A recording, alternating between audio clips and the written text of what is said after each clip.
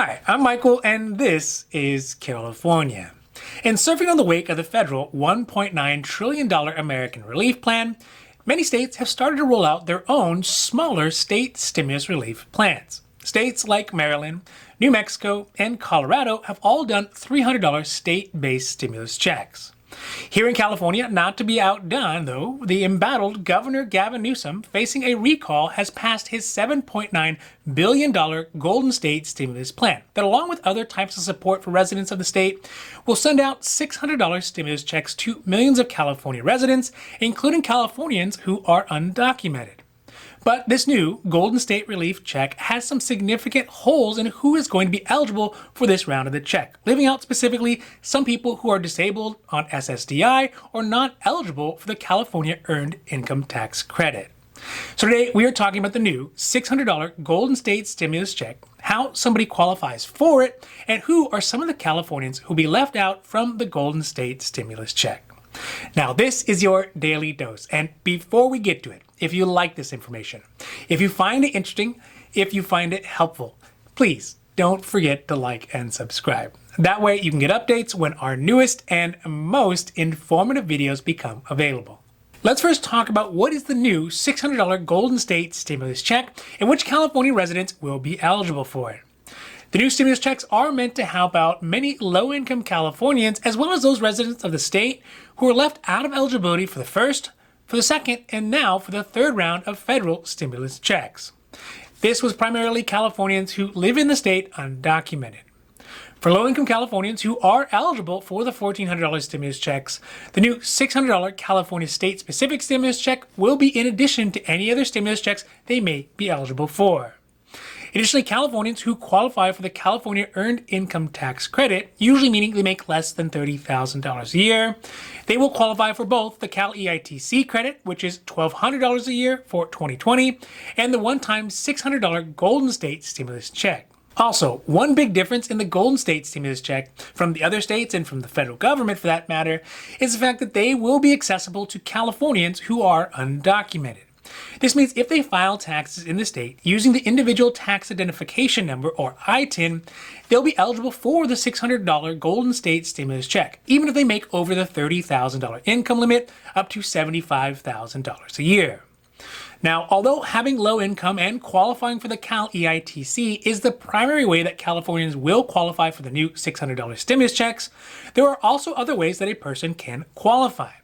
This would include if they were currently enrolled in other programs like the CalWorks program, the Supplementary Security Income, SSI, State Supplementary Payment Program, SSP, or Cash Assistance Program for Immigrants, CAPI.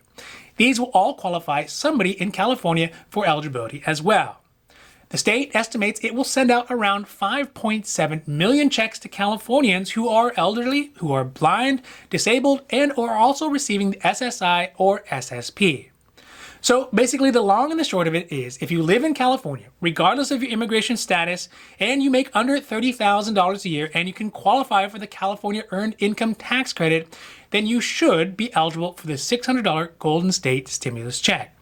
But with all these stipulations, that could actually leave out a huge number of Californians who sorely could use the extra help. Despite the best intentions of the new stimulus checks, it's going to still leave out many of the nearly 40 million California residents. This is because of the way that the eligibility for the stimulus check is designed, some disregard for some Californians, and a fair amount of lax oversight. The first group of Californians who you would think should be eligible for these $600 stimulus checks but are actually not are people who are just on Social Security Disability, SSDI. For those Californians who are on SSDI and are not enrolled in either SSI or SSP or any of the other qualifying programs and do not have any other income, they will likely not be eligible for these benefits. This is because in order to be eligible for the $600 stimulus checks, a person must have income that qualifies them for the California Earned Income Tax Credit or be a part of the other qualifying programs. If a person is on SSDI only and not getting any other income, SSDI money will not qualify them automatically for the CalEITC program, which in turn means that they will not be eligible for the $600 Golden State Stimulus Checks. According to the California Tax Service Center, quote, California does not tax Social Security income from the United States, including survivor's benefits and disability benefits, end quote. But if someone on SSDI does have a household income that is under $30,000 a year and can qualify for the Cal EITC or SSI or SSP or any other of the programs that would qualify them for the stimulus check, then they can get the checks as well. According to H.D. Palmer from the California Department of Finance, people who are on disability and who also qualify for the Cal EITC will still be eligible for the $600 if their income is under $30,000 a year. The next group of folks who would mostly be left out is undocumented Californians. Although they are generally eligible for the $600 Golden State Stimulus Check as long as their income is under $75,000 a year and regardless if they qualify for the Cal EITC or not. But in 2018, there were around 2.3 million undocumented people in California. In 2019, only 600,000 of them filed for taxes. This means that if they do not file any state taxes, they cannot be eligible to receive the state-specific stimulus checks. The rules will also leave out any Californians who do not have any income for 2020, who have income that is above $30,000 a year, and people who are only temporarily residents of the state. Now, this seems like a no-brainer because it's no big surprise, especially for folks who live here in California, that California is an expensive place to live.